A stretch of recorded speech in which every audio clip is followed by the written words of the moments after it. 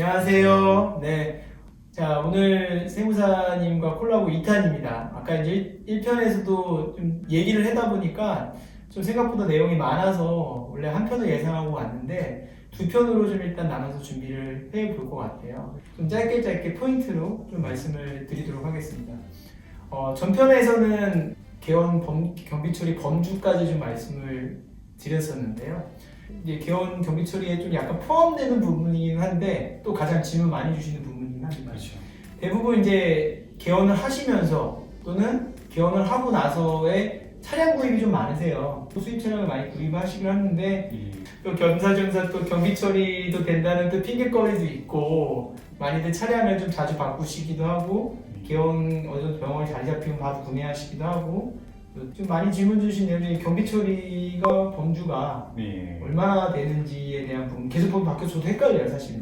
이 차량 운행 기록부를 쓰는 경우와 안 쓰는 경우가 좀 다른데 차량 운행 기록부를 안 쓰는 경우는 대당 1,500. 네네. 이게 대당입니다. 한 대당. 한 대당. 한 대당. 두 대면은 1,500, 1,500, 3,000. 예. 운행 기록부를 안 써도 그렇게 되는데 안 썼다는 가정은 뭐냐면 네. 차량과 관련된 지출이 2천만 원, 3천만 원인데 안 썼기 때문에 1,500 한다는 거지. 네. 차량 지출이 실제로 1,000인데 1,500을 해준다는 얘기는 아니에요. 네, 그렇기 때문에 안 썼을 경우에 1,500이 최대치다라고 이렇게 생각하시면 될 것 같고, 만약에 차량 운행 기록부를 썼을 경우에는 차량 운행 기록의 그 1월 1일 시작 전과 12월 31일에 그 마지막 날이 있잖아요. 그러면 총 운행 기록 중에 내가 사업을 위해서 사용한 거리가 내가 사업용 그 사용 비율이 돼요. 그래서 실제 지출에 곱하기 이 실사용 그 사업용 사용 비율 이걸 곱한 금액까지가 실제 경비 처리 금액이네요. 그러니까 1,500이 넘을 수도 있는.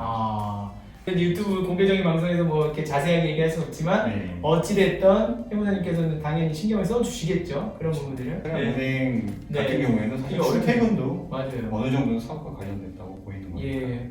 근데 운행일지 쓰는 게 하여튼 뭐 쉬워 보이진 않는데 어쨌든 팁을 전수를 해주시면 수월하게 좀 진행이 될 부분인 것 같습니다. 그래서 차량 구입은 그러면은 한도가 제한이 있진 어느 정도는 뭐 맥시멈이 한도가 있나요? 운행 일지를 썼을 경우에는 그냥 비율을 곱하면 되는 거지. 상한선이 있진 않아요. 운행 일지를 안 썼을 경우에는 상한선이 있는 거고. 대신에 이제 뭐 전동 스쿠터나 오토바이 같은 경우는 구세청이 좀 싫어하고. 그건 사실 취미로 사실 경우가 굉장히 많잖아요. 그것도 출퇴근을 러시아어에 그렇게 하시는 경우가 많지 않기 때문에 일반적인 차량인데 아무래도 구세청 입장에서는 세금 탈루 목적으로 이제 하는 경우를 막아야 되기 때문에 실제로 사업에 사용하지 않으면서 사업에 사용했다고 등록하고 사용하는 경우를 조금 지양하기 때문에 매우 고가의 차량, 스포츠카 이런 것들을 좀 중점적으로 많이 보는 경향이 있습니다. 그렇구나. 한 대, 두 대 말씀하셨는데 사업자가 단독 사업자도 있고 그리고 뭐 2명 이상의 공동 사업자가 있는데 이 대수 제한에 대한 부분이 어떻게 되는지 뭐 제한이 있는지 또는 뭐 없는지. 일단 세법에 제한은 없어요. 제한은 없고 그 단독 사업자 같은 경우에는 저희가 많은 거래처들이 그러다 보면 보통 한 대, 두 대 단독 사업자 그리고 공동 사업자는 뭐 2대에서 4대 정도 이 정도. 그게 통상적이라는 거죠? 그렇죠. 일반적으로 그렇게 정해지진 않았지만 그런 경우가 가장 흔하더라고요. 왜냐하면 일단 출퇴근 차량이 좀 있어야 되고 그다음에 직원 행정부장이나 아니면 원목과장들의 외근용 차량도 좀 있어야 되니까 그리고 공동사업자라면 병 규모가 조금 단독사업자는 커요. 그렇죠. 직원이 있다고 보다 그러면 이제 보건소라든지 뭐 다른 곳들 왔다 갔다 하는 차량이 좀 필요하죠. 그래서 정해진 건 없지만 통상 이제 단독 사업장이면 한두 대, 뭐 2인 이상 공동 사업장에는 2대에서 4대 정도 사이를 통상적으로 하더라. 그렇게 하라는 법은 없습니다. 통상 그렇다는 거니까 저희 경험을 토대로 말씀드리는 거니까 많다라고 생각하시면 좀 더 이해하시기 쉬울 것 같고요. 뭐 차량 구매에 따라서 또 많이 주시는 질문 중에 하나가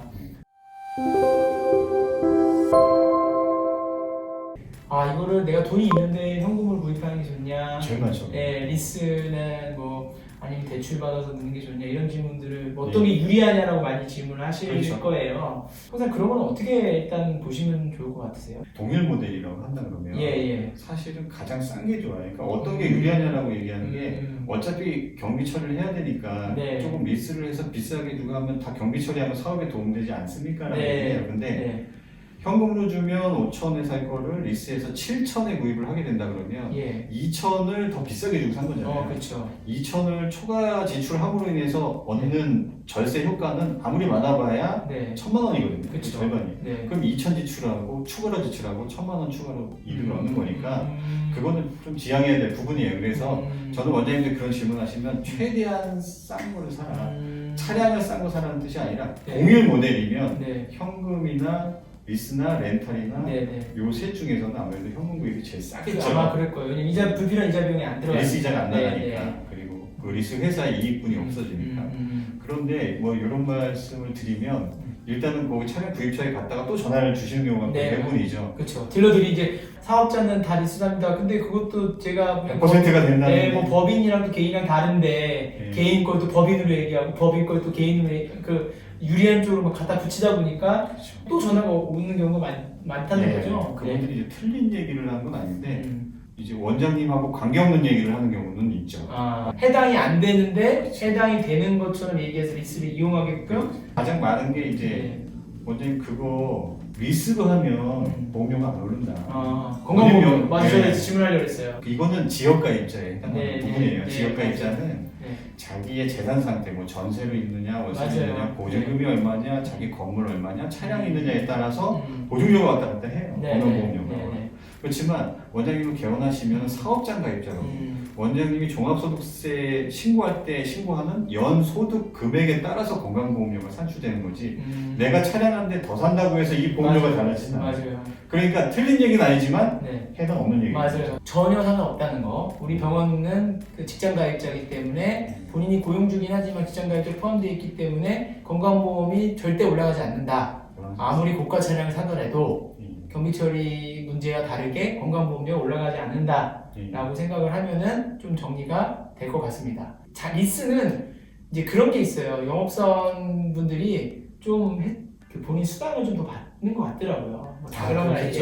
그러니까 자꾸 자사리스를 쓰라고 권유를 하고 자사리스를 쓰게 함으로써 차량 가격을 할인해준다는 약간의 뭐 진짜도 있겠지만 권유를 하는 것 같아요. 그래서 근데 사실은 이자가 더 비싸니까 길게 따져보면은 훨씬 더 비싸게 사는 건데 당장은 싸 보이죠. 싸 보이니까 그런 부분들을 꼭 유의하셔야 될 것 같고요. 차량을 많이 바꾸는 분들 입장에서는 리스를 이용하는 것도 좋을 수는 있어요. 왜냐면 리스 승계가 이 비용 처리 상관없이 현금 주고 살 사람 기다리는 것보다 리스 승계가 대출이다 보니까 편하니까 리스 승계를 하면은 차량을 자주 바꾸는 입장에서는 편할 수는 있어요. 왜냐면 승계자가 신용도가 어느 정도 되면 저 소량의 돈을 인도금을 가지고 차를 살 수 있으니까. 근데 이거는 약간 아까도 말씀드린 헷갈리지 마셔야 될 게 경비처리랑은 다른 얘기입니다. 저는 경비처리는 어쨌든 다시 정리에 들어가서 현금을 사는 게 가장 싸고 그 다음에 유리한 쪽으로 리스 렌탈이든 생각해봐라. 견적을 몇 군데 받아보셨죠? 저는 근데 리스인데 현금 구입하고 차이가 생각보다 많이 안 나는 경우도 보긴 봤거든요. 정말 저리. 아니면 이제 한번 봤지만 있긴 있어요. 뭐 그런 경우에는 리스도 나쁘진 않아요. 왜냐하면 리스의 장점이 말씀하신 대로 차량을 이게 실증나네요. 좀 팔 때 좀 굉장히 유리하거든요. 그런 부분도 있고 두 번째로는 일단 내 돈이 개원할 때 가뜩이나 돈 없는데 목돈 들이지 않고 일단 좋은 차를 탈 수 있다는 점도 있기 때문에 리스를 무조건 배척하진 않아요. 가격이 그렇게 차이 나면 문제가 있죠. 근데 견적을 내봐서 현금 가격보다 크게 차이는 없고 본인이 감수 가능한 정도라고 한다 그러면 리스를 이용하시는 것도 나쁘지 않습니다. 왜냐하면 리스에서 직원들도 먹고 살아야 되기 때문에 완전 차단하면 안 되죠. 어쨌든 뭐 장단점이 있는데 어쨌든 비용적으로만 보면 현금을 사는 게 가장 좋지만 부가적인 부분까지 따져봐서 나의 상황에 맞춰서 최대한 유리한 쪽으로 하자. 근데 본인의 상황은 본인이 제일 잘 아실 테니 이런 여러 가지 부분을 조합하셔서 하시면 될 것 같다는 생각이 듭니다.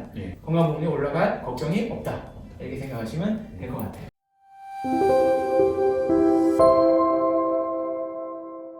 여태까지 이제 세무사님이 좋은 말씀 많이 해주셨는데 세무사님이 지금 운영하고 계신 세무법인 스타텍스에서 궁금하실 수 있어요, 원장님들께서. 그래서 우리 스타텍스는 어떻게 탄생하게 됐고 세무사님이 이 세무사를 면허를 따시고 나서 병의원조문을 어느 정도 했는지 또 궁금할 수 있어요, 구독자분들이.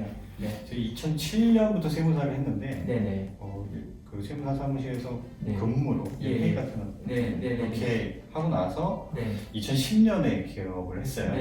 그 개업 시작부터 병원 전문을 했는데 그때만 해도 죄송한 얘기지만 병의원들을 세무사들이 많이 안 하려고 했었어요. 네, 왜냐하면 그때까지만 해도 기장료는 다른 일반 영세업체들이랑 거의 비슷한데 아무래도 매출도 좀 복잡하고 실수 나올 여지도 많은데 그 세무서에서 어떤 사후 검증도 꽤 많이 나왔거든요. 병원들 고소득 자영업자라고 해서 그러다 보니까 동일한 수수료를 받더라도 굉장히 할 일이 너무 많아지니까 이제 머리도 아프고 그러니까 안 하려고 했었어요. 근데 반대로 저 같은 경우에는 제가 근무를 할 때도 병원을 좀 많이 맡아서 일을 했거든요.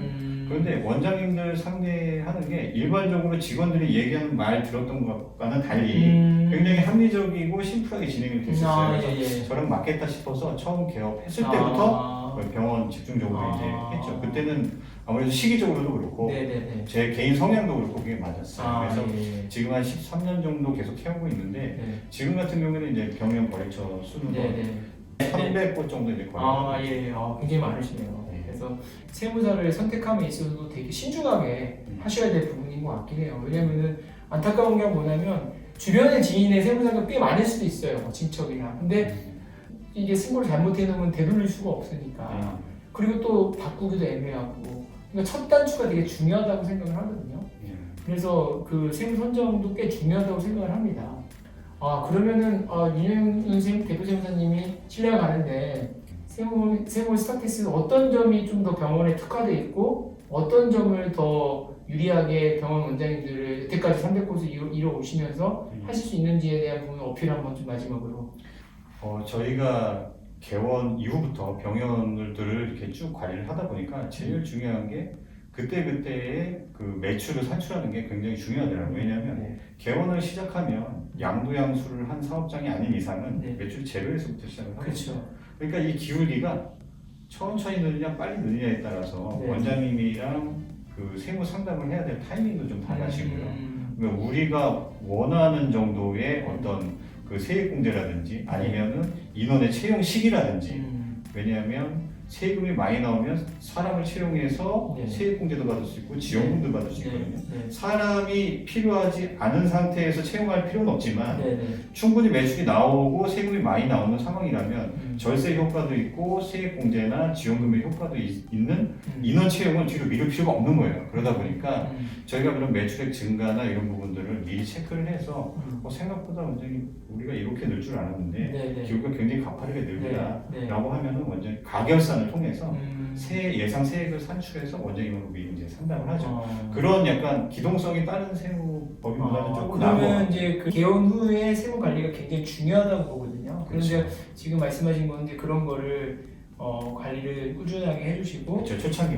물론 사실 저희 회사랑도 콜라보가 있긴 합니다. 그래서 지금 시스템을 세무를 해서 저희가 정리할 수 있는 프로그램을 가지고 있어요. 그래서 사실은 그건 같이 협업해서 일을 하고 있는 부분이기도 하고 그런 부분들을 원장님 동의하에 그리고 이 병원에 대한 관리라든지 요즘에 사실 이슈는 세액공제 같아요.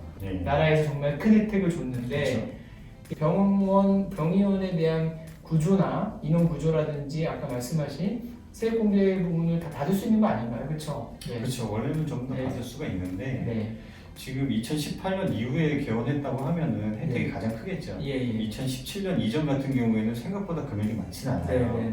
근데 2017년 이전에 개원했더라도 인원이 2018년부터 본격적으로 늘기 시작했다 그러면 받을 수 있는 세액공제가 굉장히 많은데 제가 개인적인 경험에 의하면 수도권에 있는 어떤 병원 전문 세무법인이라고 한다면 대부분은 그런 부분 이미 적용을 했어요.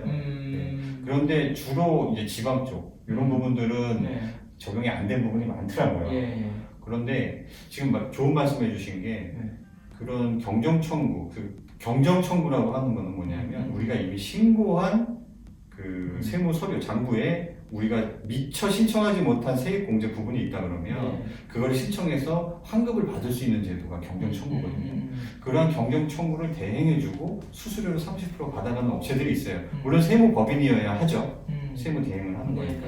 근데 그러한 영업들은 일반적인 영업사원들이 대신할 수도 있는 거거든요. 그래서 저희 사무실에도 많은 연락이 왔었어요.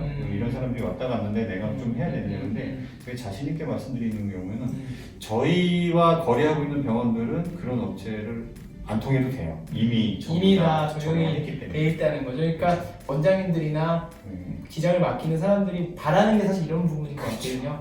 왜냐면은 사실 절세를 한다는 것 자체는 한계가 있는데 절세에 대한 부분도 중요하지만 나라에서 줄 수 있는 혜택을 다 받는 게 더 중요하다고 보거든요. 그게 결국 절세니까. 우리가 일반적으로 아는 절세는 제가 볼 때는 이미 다 많이 알려져 있고 한계가 있는데 결국에는 그런 부분을 찾아서 적용을 해줘야 아무래도 원장님들께서는 더 극대화되는 부분인 것 같고 그렇죠.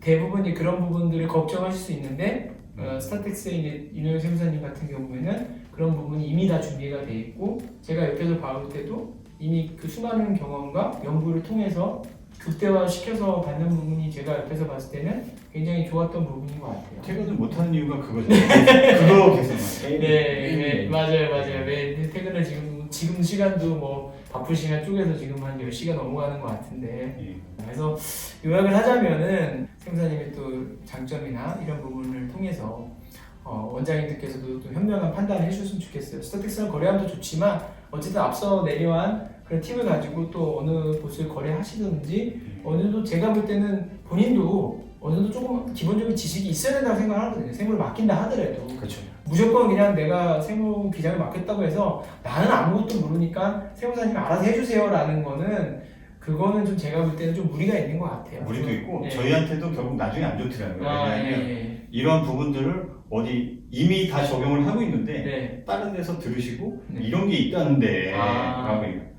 어쨌든 세미나에서도 세무사님 뵐 수 있고요.